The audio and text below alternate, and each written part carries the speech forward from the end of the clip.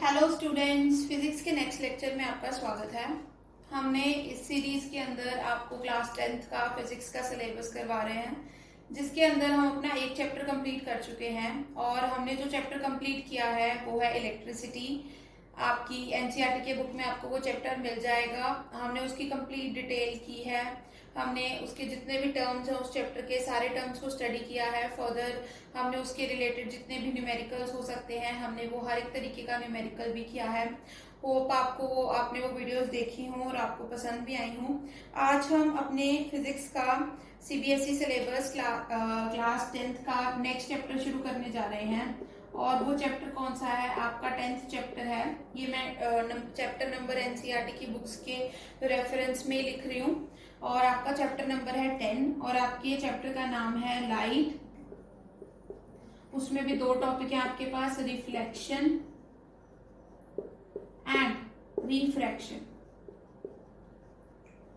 तो अब से हम ये चैप्टर करना स्टार्ट करेंगे। मैं आपको इस चैप्टर के बारे में जितनी भी डिटेल्स हैं वो सब करवाऊंगी।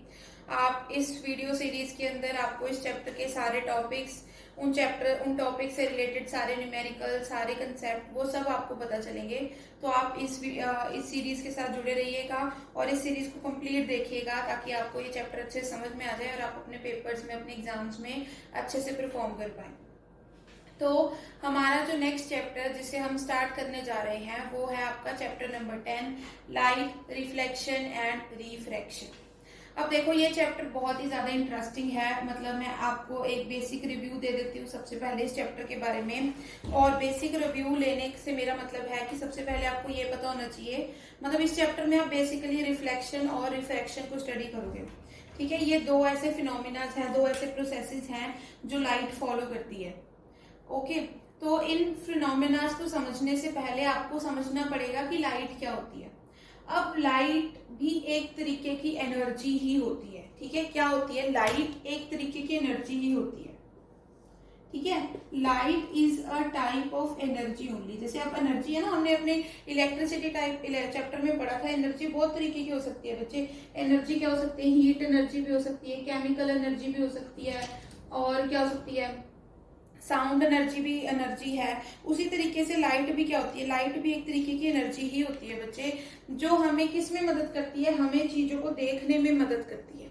ठीक है, जैसे साउंड एनर्जी हमें क्या है? चीजों को सुनने में मदद करती है। हीट एनर्जी हमें अपने आप को गर्म रखने के लिए, अपना खाना पकाने के लिए यूज में आती है। इलेक्ट्रिकल एनर्जी हमारे जो अप्लायंसेस चल रहे हैं उसमें यूज में आती है। और कौन सी एनर्जी हो सकती है? और भी डिफरेंट फॉर्म्स ऑफ एनर्जी है। हर एक तरीके की एनर्जी फॉर्म का अपना एक काम है। उसी तरीके से लाइट भी एक फॉर्म ऑफ एनर्जी है जो हमारे काफी काम आती है जब हमें किसी चीज को देखना होता है। अभी ये चीज तो आपको बिल्कुल अच्छे से क्लियर है ना कि बिना लाइट के आप कुछ नहीं देख सकते।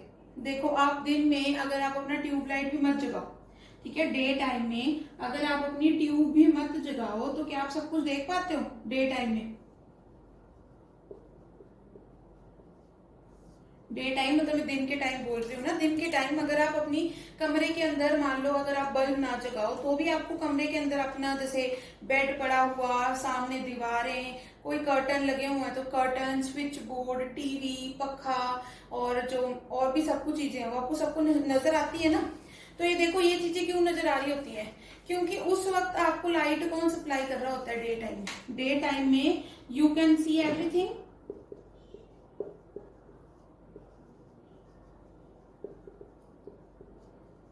ठीक है, क्यों? क्योंकि डे टाइम में आपको लाइट एनर्जी कौन सप्लाई कर रहा होता है? लाइट एनर्जी आपको सप्लाई कर रहा होता है आपका खुद का सूरज, सन। सन आपको क्या करता है बच्चे? सन आपको लाइट एनर्जी सप्लाई करता है। अब दिन के टाइम में सूरज की रोशनी आप लोगों तक पहुंच रही होती है। ठीक है, आप सूरज को देख सकते हो, सूरज की रोशनी धरती तक पहुंच रही होती है। अब वो रोशनी क्या है? धरती के हर एक कोने में फैल जाती है।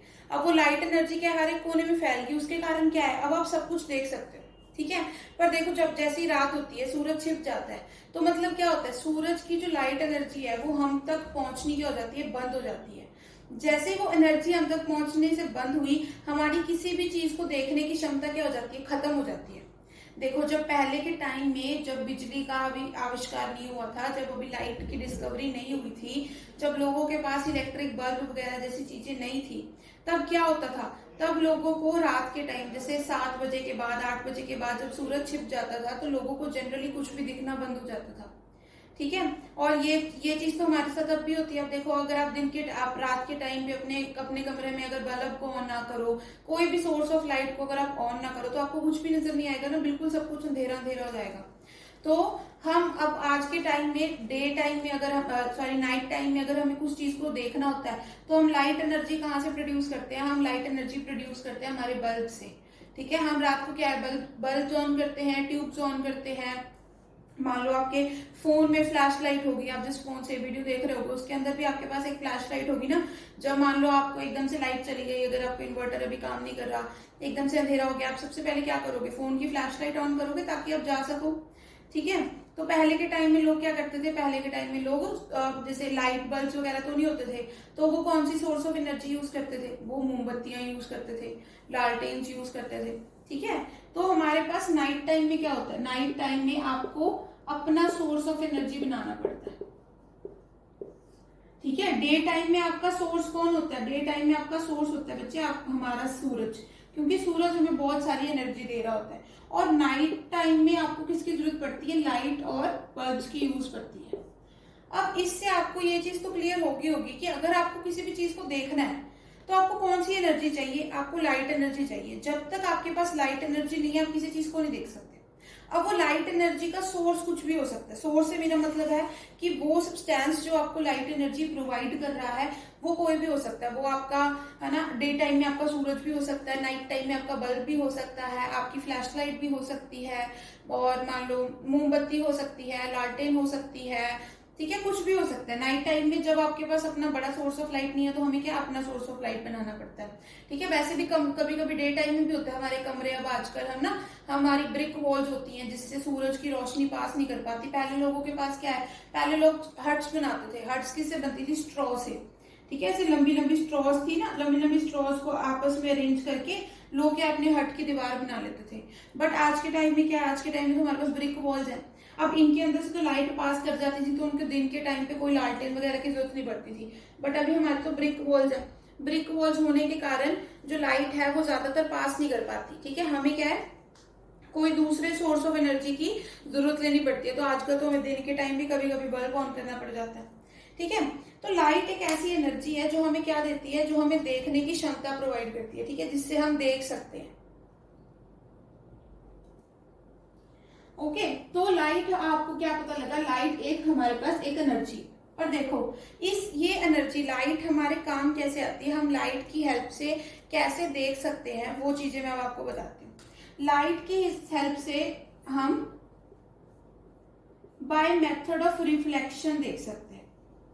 ठीक है। अब हम अपने फर्स्ट टॉपिक की तरफ बढ़ रहे हैं, जहां पे हम रिफ्लेक्शन के बारे में देखेंगे। अब देखो रजे, अब मान लो सूरज है। ठीक है। ये सूरज की रोशनी है। मान लो इस तरीके से सूरज शाइन कर रहा है। सूरज की रोशनी इस डायरेक्शन में बढ़ रही है। ठीक है। आप मान लो आप यहाँ पे खड़े हो। ठीक है। सूरज की रोशनी सिर्फ एक ही डायरेक्शन में पड़ रही है। बट क्या है, आपको क्या फिर इसी डायरेक्शन की चीजें नजर आती हैं? नहीं ना। आपको यहाँ की चीज भी नजर आ जाएगी, यहाँ की भी, यहाँ की भी, यहाँ की भी, यहाँ की भी और यहाँ की भी। ये क्यों होती है? क्योंकि जब भी एक लाइट एनर्जी एक जगह पर क्या करती है, फॉल करती है, तो वो वहां से क्या हो जाती है? रिफ्लेक्ट। रिफ्लेक्ट का मतलब होता है टकरा के वापस चली जाती है, वापस किसी और एंगल पे। जैसे मान लो ये लाइट आई, ये टकरा के इधर चली गई।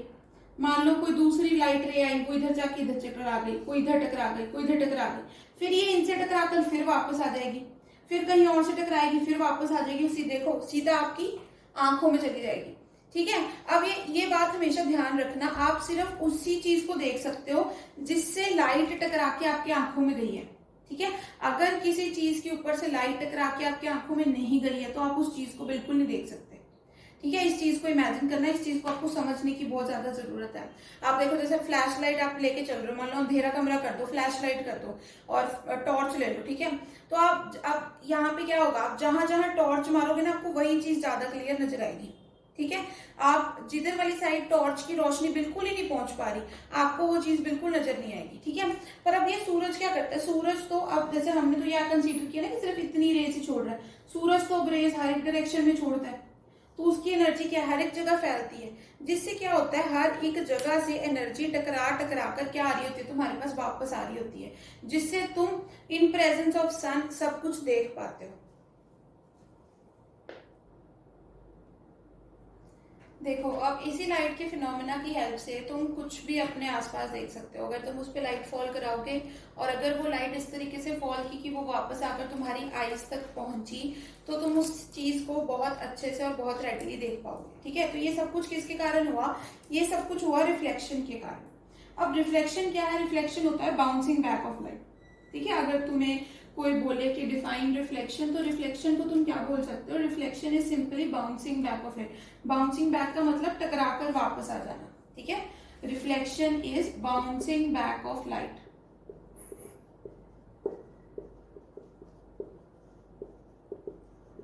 अब सबसे पहले देखो रिफ्लेक्शन होती कैसे है। जैसे मान लो अगर ये सरफेस है, ठीक है, अभी मैं तुमको एक नॉर्मल सी चीज समझाती हूँ कि मतलब एक तो होता है ना ट्रांसपेरेंट चीजें, एक होती है ओपेक चीजें। ठीक है, एक क्या होती है, जैसे इसको भी समझने से पहले ना तुम्हें बेसिक सी चीज समझनी पड़ेगी। एक क्या होते हैं ट्रांसपेरेंट ऑब्जेक्ट्स और एक क्या होते हैं ओपेक ऑब्जेक्ट्स। ठीक है, जो रिफ्लेक्शन होती है ना वो जनरली किससे होती है, वो होती है ओपेक ऑब्जेक्ट से। ठीक है, ट्रांसपेरेंट तुम समझते हो, ट्रांसपेरेंट वो चीज नहीं होती जिसके आर पार तुम देख सको। ट्रांसपेरेंट कैसी चीज होती है, अब जैसे मान लो तुम्हारे पास कोई ऐसे पन्ना हुआ, ठीक है, जैसे सिल्वर रैपर जो चढ़ता है, जैसे मान लो लेमिनेशन रैपर होता है जो आप बुक्स के ऊपर चढ़ाते हो, तो उसके आसपास तुम देख सकते हो ना। और अगर मान लो तुम्हारे पास कोई ग्लास स्लैब हुई, ग्लास स्लैब समझते हो, कांच का कोई टुकड़ा हुआ, ठीक है, तो उसके आर पार भी तुम देख सकते हो ना। जैसे मान लो बसेस की खिड़कियों में क्या लगे होते हैं, कांच लगे होते हैं ना, बोलते हैं ग्लास स्लैब्स बोलते हैं उन्हें। तो अब जैसे अगर खिड़की बंद भी हो तो तुम बस से बाहर की तरफ देख सकते हो ना।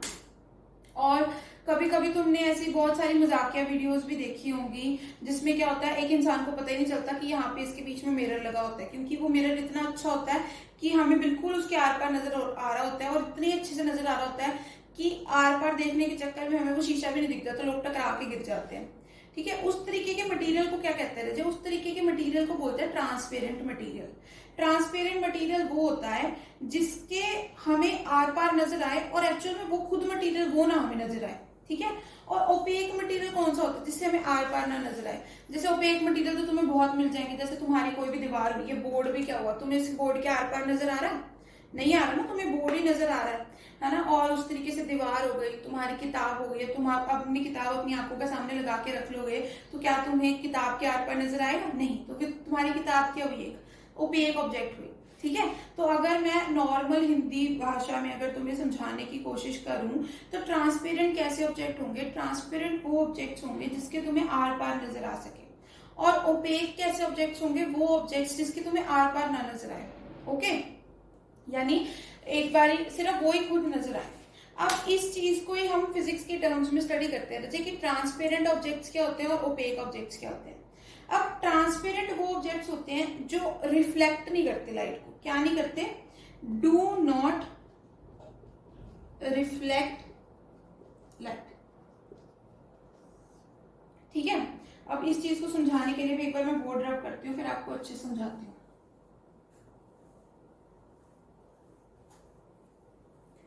अब लाइट के साथ रहते, जब भी लाइट किसी भी ऑब्जेक्ट के ऊपर फॉल करती है, जब भी लाइट किसी भी ऑब्जेक्ट के ऊपर फॉल करती है तो उसके तीन काम हो सकते हैं। एक तो हो सकता है ट्रांसमिशन, ठीक है, एक हो सकती है रिफ्लेक्शन, और एक क्या हो सकती है एब्जॉर्प्शन।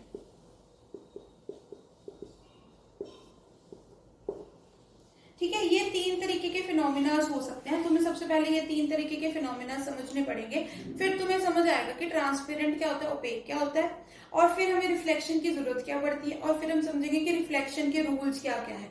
किसी भी चीज को, किसी भी लाइट को रिफ्लेक्ट करने के लिए हमें कौन कौन से रूल्स को ओबे करना पड़ता है। अब ट्रांसमिशन से मेरा मतलब समझो, ट्रांसमिशन का मतलब होता है किसी चीज के आर पार चले जाना। ट्रांसमिशन का अब तुम ट्रांसमीटर तुमने सुना होगा ना, ट्रांसमीटर क्या होता है, जो सिग्नल भेजता है, ठीक है।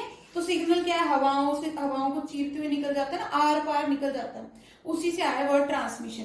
ट्रांसमिशन का मतलब होगा, जैसे मान लो ये तुम्हारा सोर्स ऑफ लाइट हुआ, मतलब जो लाइट छोड़ रहा है उसको मैंने सूरज के जैसा ही बना दिया, और एक तुम्हारे पास यहाँ पे मैंने क्या ऑब्जेक्ट रख दिया, ठीक है। ट्रांसमिशन का मतलब होगा कि ये जो लाइट है ना, इसके अंदर से बाहर निकलेगी पूरी की पूरी। जैसे तुमने मान लो 100% लाइट फेंकी, 100 की 100% क्या बाहर निकल गई, जितनी लाइट फेंकी उतनी बाहर निकल गई, ये क्या होगा, ट्रांसमिशन। ट्रांसमिशन मतलब लाइट जितनी तुमने इसके ऊपर फेंकी उतनी की उतनी क्या होगी, बाहर निकल गई। रिफ्लेक्शन का मतलब होगा लाइट का टकरा के वापस आ जाना।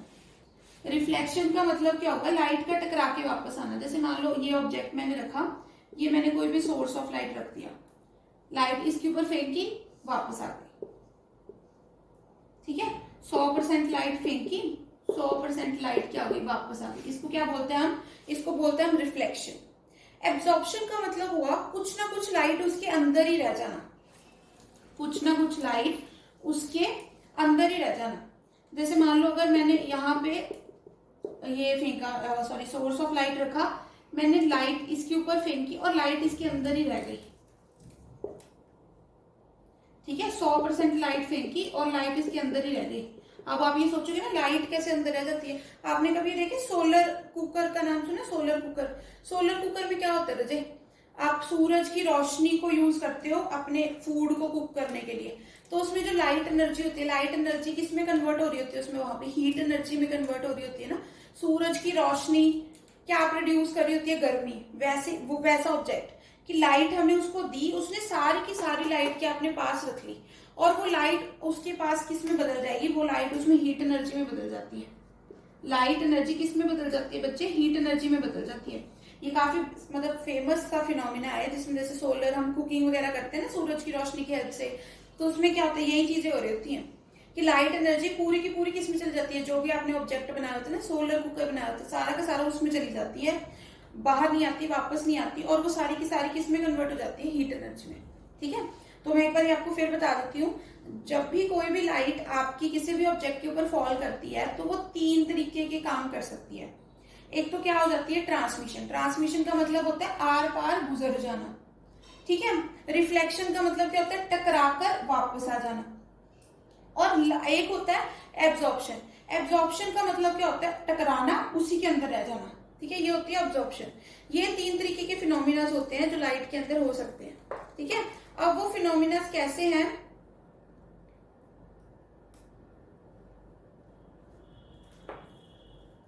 अब ये फिनोमिना क्या है, हमारे बहुत काम में आते हैं। और मैं आपको ये चीज बताऊं, कोई भी ऑब्जेक्ट ऐसा नहीं होता जिसमें क्या हो, 100% ट्रांसमिशन हो, 100% ही एब्जॉर्प्शन हो, या 100% ही रिफ्लेक्शन हो। बहुत सारी ऐसी चीजें होती है। जैसे अगर आपने देखा हो, अब आपको ये तो पता है कि आपकी बुक है, आप मान लो अपनी बुक को ना सूरज की रोशनी में रख दो जाकर, ठीक है, और उसको बुक के ऊपर से देखो। जैसे मान लो मैं क्या बोल रही हूँ आपको, आप क्या करो, सूरज की रोशनी जहां भी आपके घर में पड़ रही है, आप वहां ले जाकर अपनी क्या किताब को रख दो, ठीक है, और ऊपर से देखो किताब को। अभी आपको ये पता है सूरज की रोशनी इस पे फॉल कर रही है, ठीक है।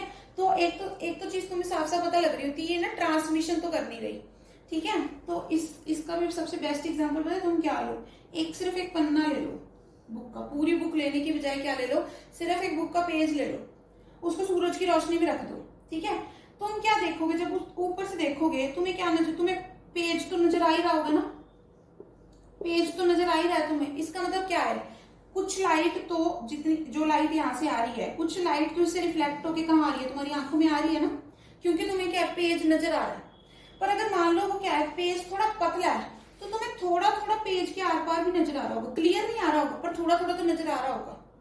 कभी किस चीज को ऑब्जर्व करके देखना, तुम्हें थोड़ा थोड़ा तो उस पेज के आर पार भी नजर आ रहा होगा, ठीक है। यानी थोड़ी सी कोई लाइट तो ऐसी भी होगी ना जो इसके अंदर से गुजर रही होगी, तुम्हें आर पार कब नजर आएगा, जब ये लाइट इससे बाहर निकल जाए तभी तुम्हें आर पार नजर आएगा ना। और फर्दर जब तुम पेज को 5 मिनट वहां रख दोगे तो तुम्हें थोड़ी देर बाद जब पेज उठाओगे ना, वो पेज क्या होगा, गर्म भी होगा, उसका टेम्परेचर क्या हो रहा होगा, थोड़ा हाई हो रहा होगा। उस पेज को तुम जब सूरज की रोशनी से उठाओगे ना, तुम्हें देखें थोड़ी देर बाद पता लगेगा पेज गर्म हो गया है। इसका मतलब जो ये अगर मान लो 100% तुमने इसके ऊपर लाइट फॉल कराई, तो कुछ जो 70% है, 70% तो टकरा कर क्या आ गई, तुम्हारे वापस आ गई, क्योंकि तुम्हें पेज अच्छे से नजर आ रहा है। कुछ 15% लाइट या मान लो कुछ 10% लाइट क्या है उससे बाहर निकल गई, क्योंकि तुम्हें अब जब तुम पेज को पकड़ रहे हो ना, तुम्हें थोड़ा बहुत आर पार भी नजर आ रहा है। अब ये देखना, ये पेज थोड़ा पतला ही लेना, ठीक है, तभी आर पार नजर आएगा। तो थोड़ा बहुत तो तुम्हें आर पार भी नजर आ रहा होगा। और जब तुम इस पेज को सूरज की रोशनी में थोड़ी ज्यादा देर तक अगर पकड़ के रखोगे, तो तुम्हें ये पता लगेगा कि इसका टेम्परेचर भी बढ़ रहा है, ठीक है। इसका मतलब एक मटेरियल के अंदर क्या हो रही है, एब्जॉर्प्शन भी हो रही है। एब्जॉर्प्शन कैसे हो रही है, टेम्परेचर बढ़ रहा है। ट्रांसमिशन भी हो रही है, तुम्हें थोड़ा बहुत आर पार भी नजर आ रहा है, और तुम्हें वो पेज नजर आ रहा है, इसका मतलब रिफ्लेक्शन भी हो रही है, ठीक है। तो यानी जैसे मान लो 70% रिफ्लेक्शन हो गई, 10% ट्रांसमिशन हो गई, 20% ऑब्जॉर्प्शन हो गई। यानी हर एक मटेरियल में एक्चुअल में तीनों काम हो रहे होते हैं, कोई भी एक काम प्रॉपरली नहीं हो रहा होता, तीनों काम थोड़े थोड़े थोड़े थोड़े थोड़े थोड़े हिस्से में हो रहे होते हैं, ठीक है। आज की वीडियो में इतना ही, बाकी हम नेक्स्ट वीडियो में समझेंगे।